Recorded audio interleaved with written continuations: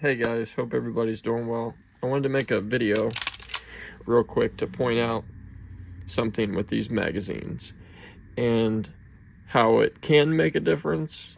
It doesn't always make the biggest difference, but it is something to check out, especially if you're having stoppages issues.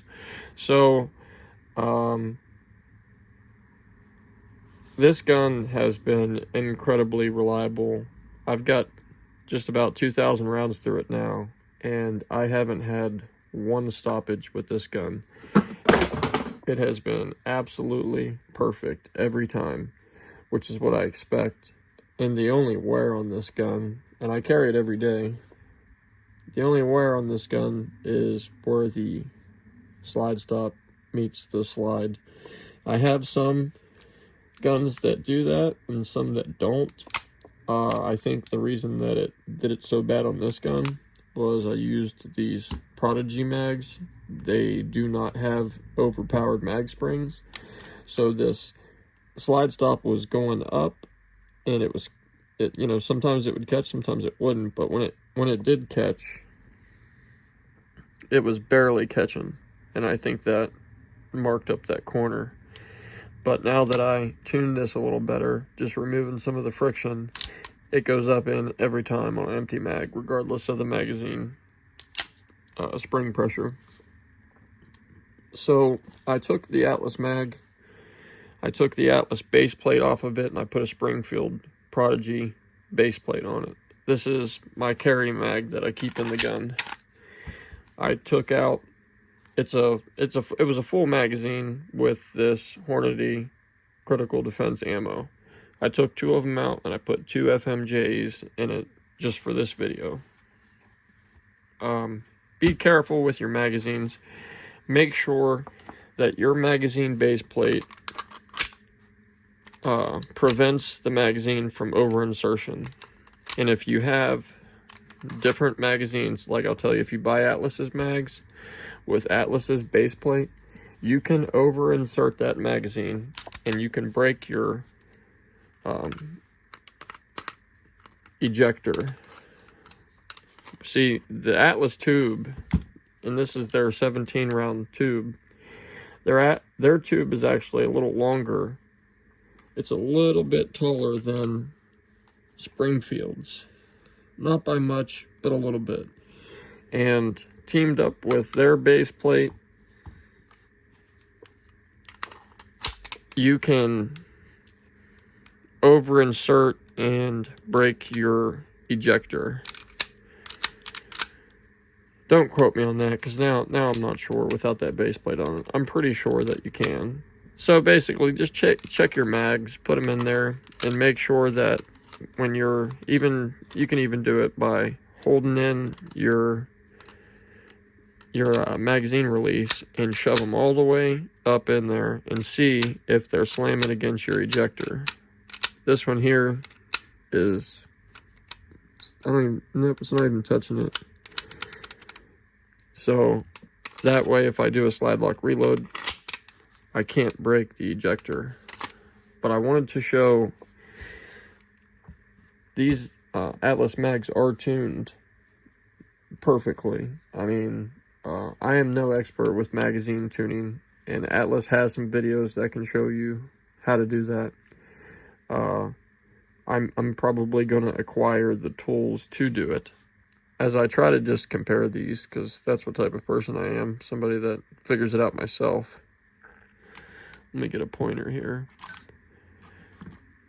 This might not actually be correct, but to me, it looks like the Atlas mag is wider right here than the Prodigy's mag.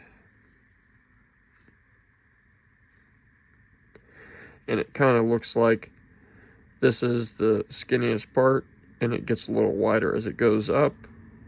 And then the part that doesn't even touch the bullet, I don't think that part matters as much.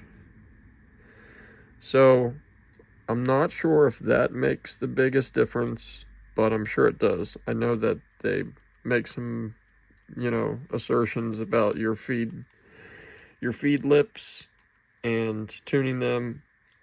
But also, when I took the magazine spring out of this, I did notice that they had some pretty unique bends in them, as if they took the spring and they bent it to force the bullet up like this. So whatever they did, it works pretty good, and I'm going to show you why. So put that magazine in, and I'm going to close this slide pretty slow, see if we can get the video.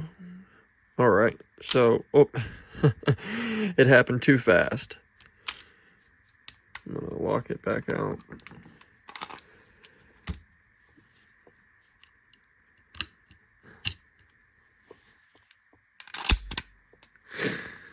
What I'm trying to show you is how this mag feeds that barrel almost dead on, as if it was a Glock. I mean, it barely touches that ramp. It almost puts it directly into the bore. Every time. Whether it's a full mag or the mag is got one bullet left, it doesn't matter. I've tried it. But for this example, I wanted to show you 2 full mags. And this mag feeds, like I said, reliably. Now, that's not to say these don't, because like I said, the majority of my shooting has been with these Prodigy mags. I have a bunch of them. And I haven't had any issues with any of these Prodigy mags. They have fed everything reliably. They've fed over 12,000 rounds through that Prodigy reliably. And so far, you know, I mean, I can't tell you how many bullets has been with each magazine. It's just, these are my mags, and that's the Atlas one. Those are Prodigy mags, and I've shot just shy of 2,000 rounds. So I would say 99% of them has been through Prodigy mags. But I know for a fact that, well, I can't really say that. I was going to say I know for a fact this magazine's better. I can't say that because these feed reliably, but I can tell you that if you watch these mags, when they go in the battery, they slam against, it's getting caught up on, there we go, they hit that feed ramp. Now, that's not enough to stop it's not enough to stop this gun from going into battery at full speed, but going slow, you can see that. And it does the same thing with my Prodigy. The Prodigy, if that slide is not going full speed, it stops right there. And to show you, we'll go back. I'm going to find something to point this gun at. Alright, that wall right there, there's nothing behind it besides a big mound of dirt. Man, I really don't like doing this, but shit. For the sake of this video, guys, you'll see that it goes in the battery.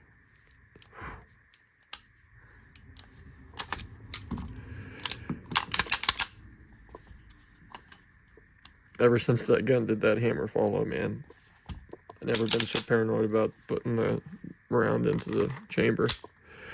So anyways, full speed, it'll still feed reliably. Going slow, it hits that feed ramp every time. And the Atlas mag puts it in the bore every time. So, what I'm saying is, I don't think it's something that is, like, bad. These still work. You can run these. But it does at least point out that these can be improved. You can tune these, because there's really no fundamental difference in these magazines. This one just has a little bit more material, I think. Maybe not. Maybe they're absolutely identical. Beside this one having dual magazine catch cuts in it. Anyways, I'm going to find out for you guys. I'm going to figure out how to tune these magazines, and then I'm going to do a video of tuning all of these Prodigy mags. Because if we can make the Prodigy mags better and feed more reliably, then of course we'd want to do that. Which is why I keep this magazine in the gun whenever I carry it, because it's just a peace of mind. I know that that is going to feed more reliably, you know. Alright guys, well thanks for watching. I hope that helps at least point in a direction to make some kind of improvement. Maybe you can figure it out and let me know. Well, you guys have a good weekend.